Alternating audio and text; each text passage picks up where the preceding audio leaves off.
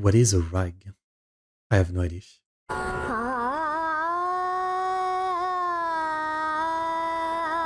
I have an idea.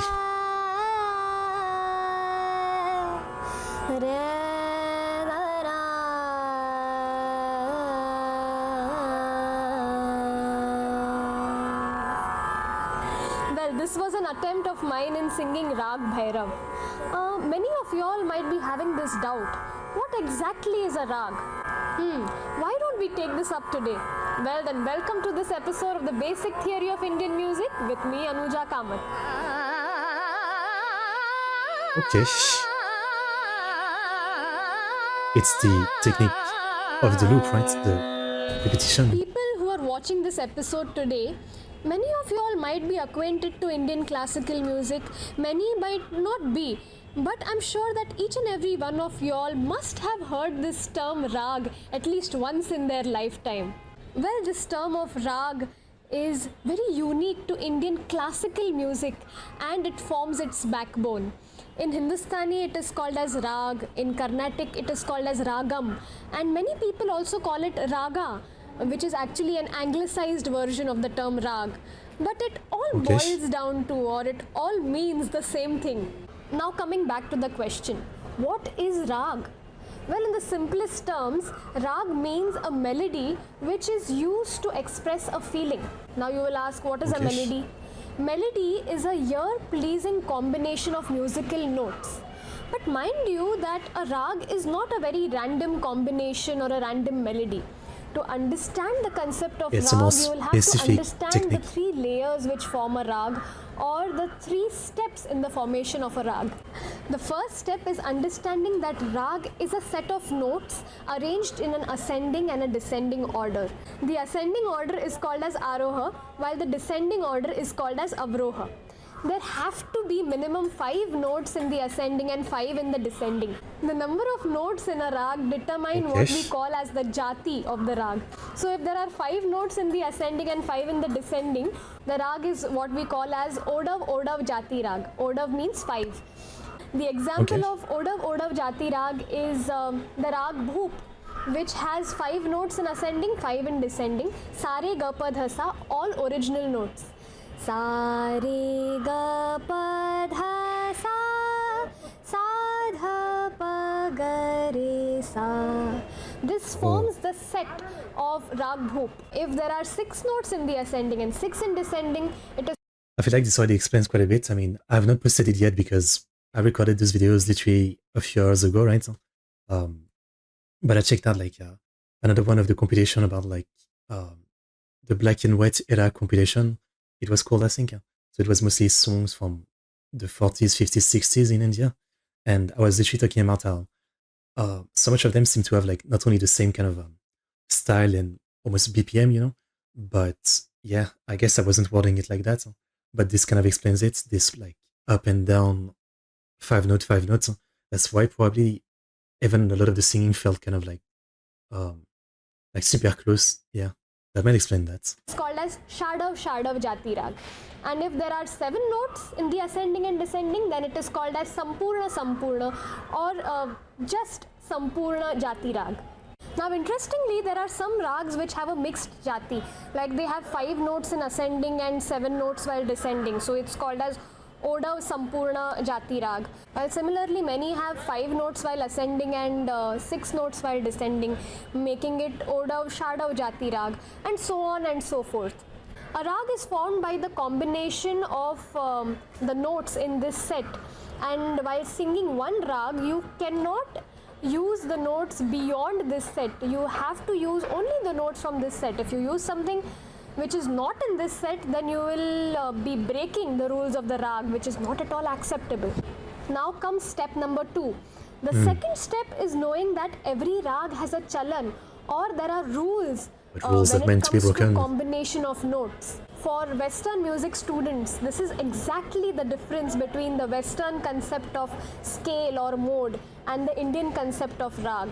When it comes to a scale or mode, you can have the combination of any note with any note in the set. While Yeah. in rag you can't combine randomly. There are specific rules, and at the same time there are key phrases or key combination of notes that one has to use, one cannot omit, because these phrases or combination of musical notes give rag its identity. Sure, Now yeah. to take an example of the second It's an ultra specific style, okay? And again, I assume it's like, it's maybe the biggest style of India classical music, but there must be still some like other style where there's more freedom, maybe.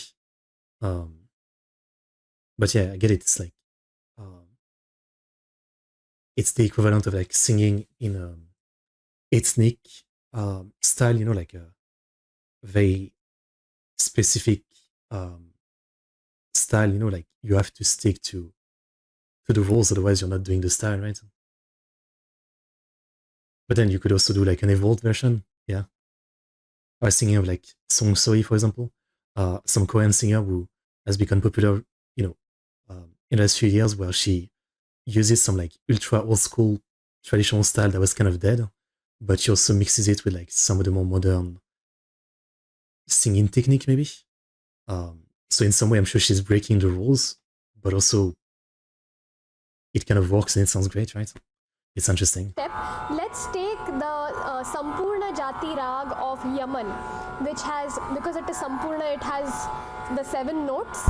But instead of taking the original positioned ma, we are taking the variant of ma, which is Tivra ma. So the set sounds something like this. Sa re ga ma pa dha ni sa, sa ni da pa ma ga re sa. But when it comes to singing or elaborating Rag Yaman, your teacher will tell you that Yaman does not really take the phrase Sare Ga.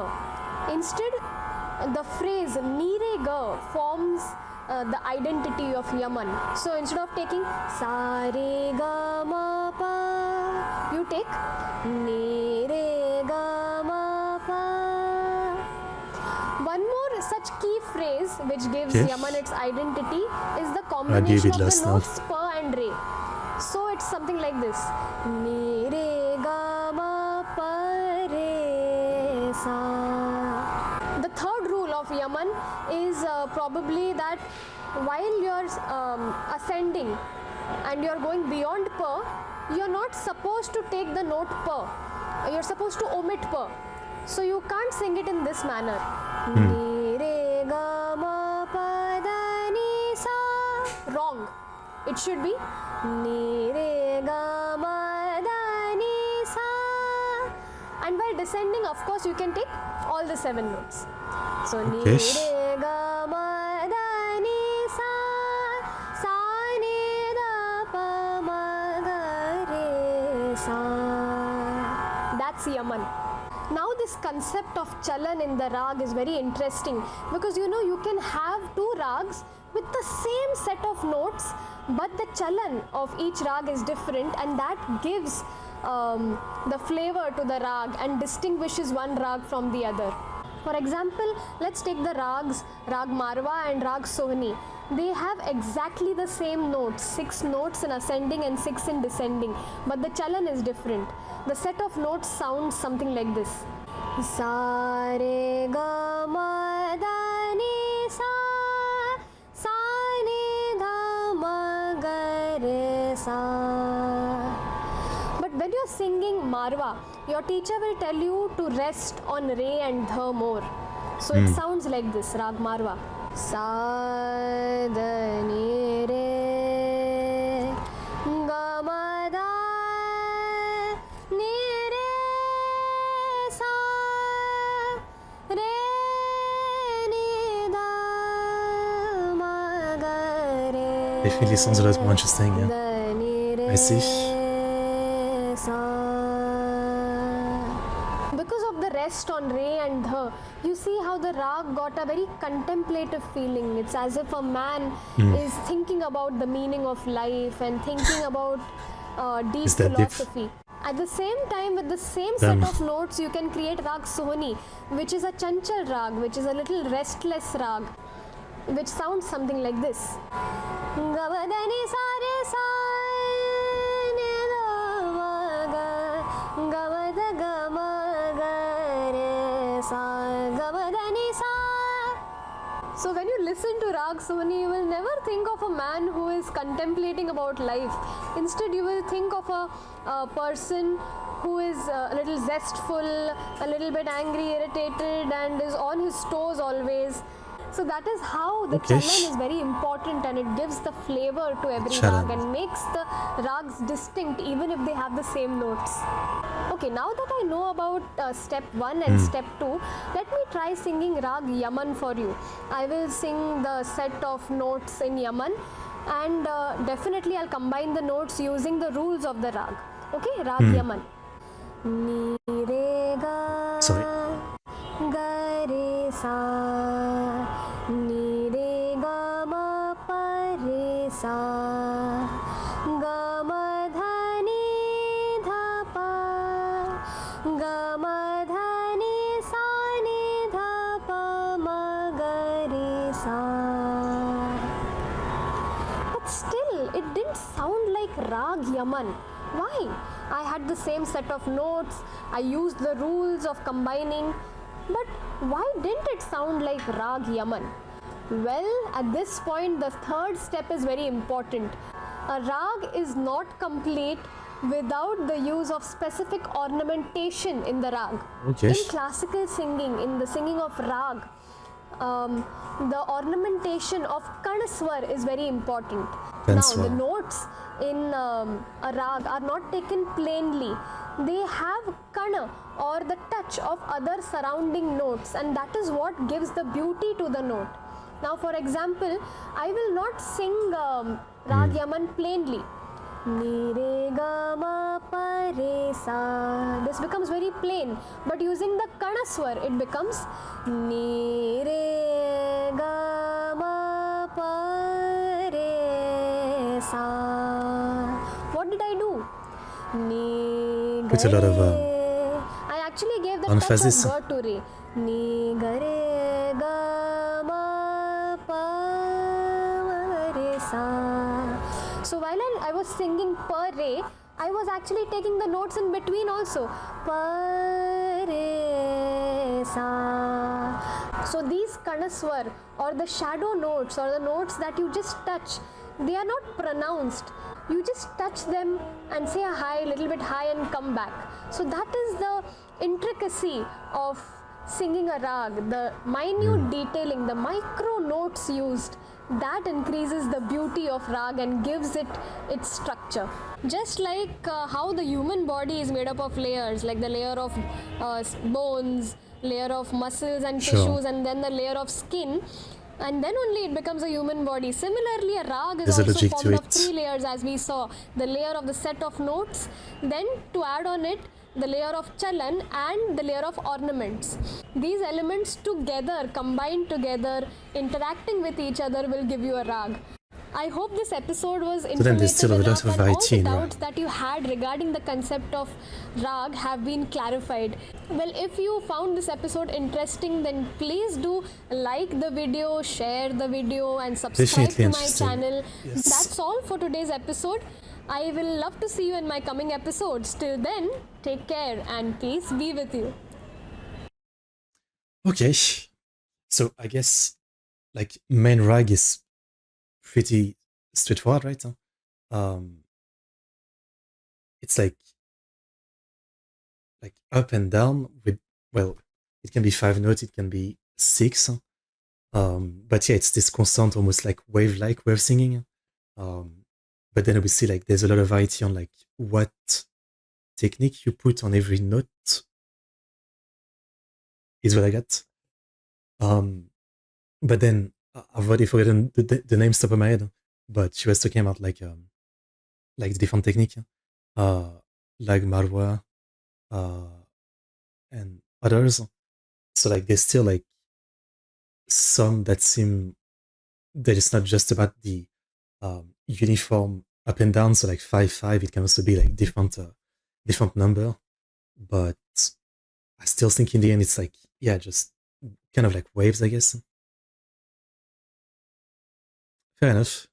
Again, I feel like I might be, not the best kind of person for this, to like fully get this because, you know, I've never also learned or watched videos about like Western style of classic singing. I've listened to it, but I've never like seen explanation of the logic or the system of it. Um, so I can't quite compare, but yeah, it's still pretty good. I mean, it sounds great, obviously. Is one thing I would say. But at the same time, like, for example, like Lata Mangeshkar and some of the other like older classic artists, right?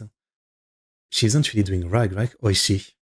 Because when I think of her style, I think of like, um, well, at least from the song that I checked out or I've seen, she doesn't really do up and down that much. She really like there's a lot of like just up to the higher pitch. And I'm sure sometimes she goes back down, but if I was to describe it, it's like 20 notes up and then maybe like a couple down, like just 3 or 4, but then just stay in the super up. Or am I just confused? And that's fine. And that's still rag. Maybe it still is, yeah. Okay, but interesting. Nonetheless, very interesting. I wonder if this channel is still around 8 years ago. I always like to see if channels are still uploading.